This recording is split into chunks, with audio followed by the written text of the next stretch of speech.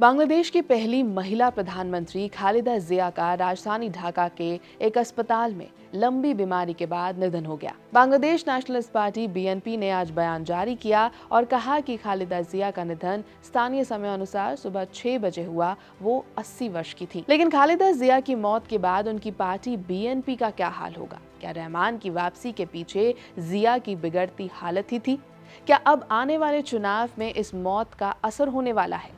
नमस्कार, मेरा नाम है श्वेता शर्मा और आइए जानते हैं कि खालिदा जिया की मौत का असर आने वाले चुनाव पर क्या होगा। बांग्लादेश में नए साल में चुनाव होने वाले हैं। नया साल भी ज्यादा दूर नहीं है। ऐसे में शीर्ष नेता का चले जाना क्या असर डालेगा?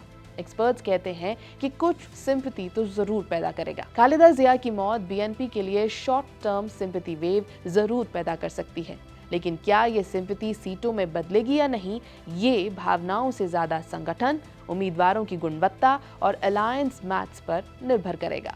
कुल मिलाकर तुरंत होने वाले चुनाव में बीएनपी को हल्का सा फायदा जरूर मिल सकता है, लेकिन ये घटना एक लॉन्ग टर्म लीडरशिप ट्रांजिशन को भी उजागर करती है, जो अगर सही ढंग से हैंडल नहीं हुआ तो पार्टी को कमजोर कर सकता है। बीएनपी के ट्रेडिशनल बेस में कुछ समय के लिए कंसोलिडेशन देखने को मिल सकता है, खासतौर पर ओल्डर वोटर्स और रूरल विमेन, जो खालिदा जिया को अवामी लीग के शासन और राजनीतिक उत्पीड़न के खिलाफ प्रतिरोध का प्रतीक मानती हैं। हाल ही में मिली उनकी एक्विटल और ये धारणा कि वो विंडिक्टिव केसेस का शिकार बनी सिंपैथी को और तेज कर सकती है। इससे उनकी छवि एक विवादित नेता से ज्यादा एक रॉन्ग डेमोक्रेटिक लीडर की बन सकती है। लेकिन इन सिंपैथी वोट्स की भी एक लिमिट है।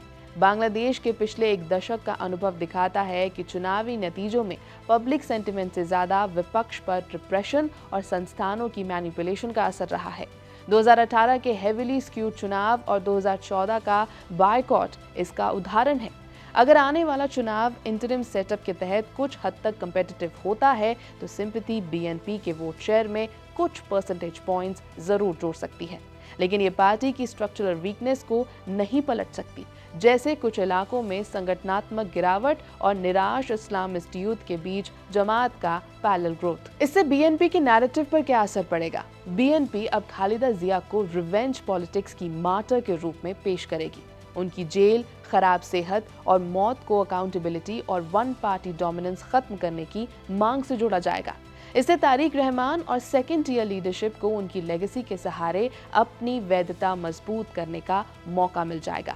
पार्टी इसे हर अनफिनिश्ड स्ट्रगल के नैरेटिव में पेश करेगी, ताकि अतीत से रिस्की ब्रेक की जगह कंटिन्यूटी दिखाई जा सके। संगठनात्मक रूप से पार्टी पहले ही तारिक रहमान की डिफैक्टो लीडरशिप में काम कर रही थी, इसलिए इस चुनाव से पहले उम्मीदवार चयन या रणनीतिक फैसलों में कोई बड़ा बदलाव होने की संभावना नहीं है।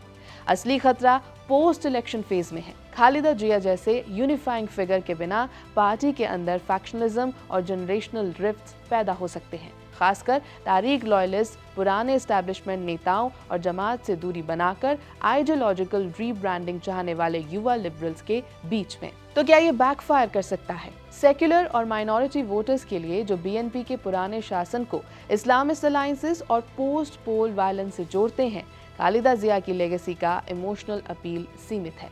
अगर पार्टी नॉस्टैल्जिया को जरूरत से ज्यादा भुनाती है और अपनी नई लिबरल डेमोक्रेटिक पिच को कमजोर करती है तो ये पुराने डर भी जगा सकता है। अगर बीएनपी सिर्फ मॉर्निंग रैलीज और विक्टिमहुड नैरेटिव पर निर्भर दिखती है और क्रेडिबल इकोनॉमिक और गवर्नेंस एजेंडा पेश नहीं करती तो 2024 के यूथ प्रोटेस्ट से प्रभावित urban middle class floating voters sympathy votes देने की बजाय नए सेंट्रिस्ट फॉर्मेशंस की ओर जा सकते हैं। खालिदा जिया की मौत से उनके बेटे को एक ओपन स्पेस जरूर मिल गया है, लेकिन वो इमोशनल टर्मोइल के बीच कितना फायदा उठा पाएंगे, आने वाली बड़ी अपॉर्चुनिटी का ये देखना होगा।